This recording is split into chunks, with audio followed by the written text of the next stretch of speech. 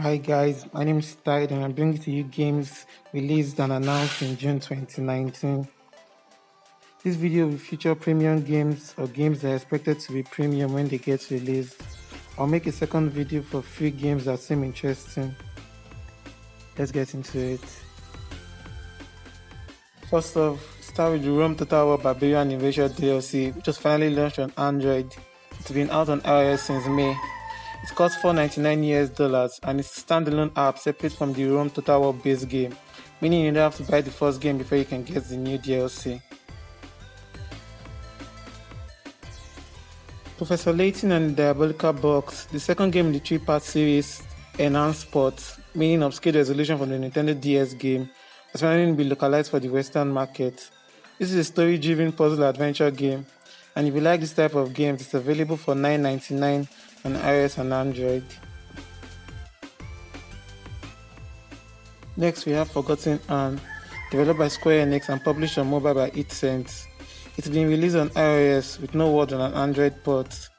It has an anime-inspired art style similar to Ni no Kuni, and it's a story-driven adventure platforming game. You can download it for free, but it does require a one-time in-app purchase to unlock the full game. Human Fall Flat by No Breaks Games is a physics-based puzzle platformer ported to mobile. The combination of its ridiculous ragdoll physics and solving puzzles plus 4-player multiplayer chaos is probably why this game has sold about 4 million copies before its mobile launch. If having fun in an hilarious manner while solving puzzles is exactly what you've been looking for, then you should definitely check this one out. It costs about $6 on iOS and Android. If you thought the crazy was over, well, not so fast. Because next on the list, we have Minit from Devolver Digital. Yeah, those guys behind the Hotline Miami. And more recently, my friend Pedro. Minit's an odd game in which your hero gets cursed by a sword and dies every 60 seconds. Now what that means is you have 60 seconds at a time to uncover secrets, defeat your foes, and lift the curse. If that sounds good to you or interests you in any way, you can have it for about $3 from the iOS and Android stores. On side note, I'll leave links to all games I talk about in the description below, so check them out if you want to go to their Play or App Store pages or you want to check out gameplay videos on them.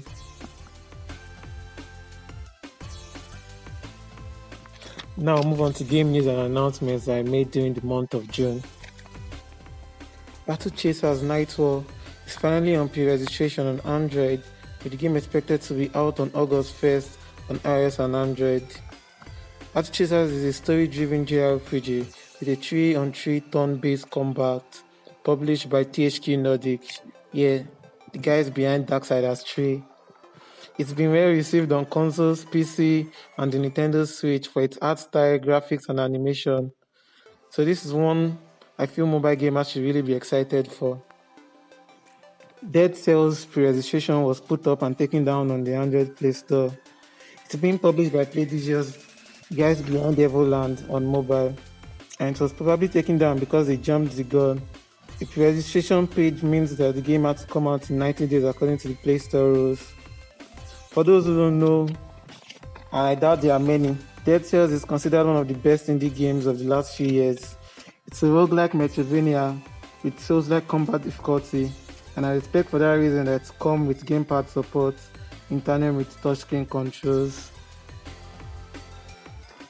The Pascal's Wager Annunciation had an E3 trailer showing off a little bit of the world, some gameplay, and a potential new character.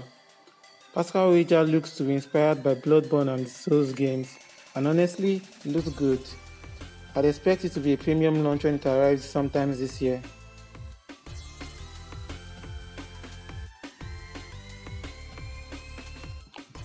Square Enix announced remastered versions of 3 games from their portfolio for mobile at E3, starting with Romancing Saga 3, a remaster of the Famicom tactical RPG, then moving on to Final Fantasy Crystal Chronicles, a remaster of their 4-player co-op action RPG from the GameCube era. Then he moved on to the more recent saga Scarlet Grace Ambition, a port of the 2016 PS Vita game. Also, Square announced a remastered version of Final Fantasy VIII for consoles, and though there was no mobile announcement, considering Final Fantasy 1 to 7 and 9 are already on mobile, I wouldn't be surprised if we get this in the not too distant future. Telling Lies was shown off at E3 in the form of a trailer. This is the spiritual successor to A Story from Sambalo, published by Annapurna Interactive. So if you enjoyed our story, keep this one on your radar. It should be out sometime this year. If you like Dead Cells, Unbroken Soul is a similar game in that it's an action platforming game. Apart from platforming, there is a big focus on long range and short range attacks with your bow, arrow and sword. It should have been out at the ending of June on iOS and later on Android, but it's been delayed for a little bit, so keep an eye out for this one.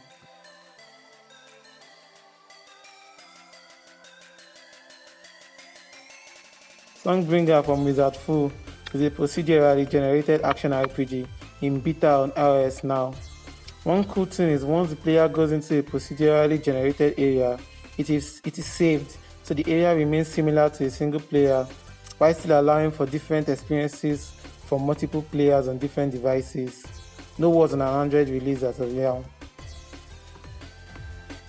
Okay guys, if you found the info in this video to be useful, please leave a like and subscribe for more mobile gaming.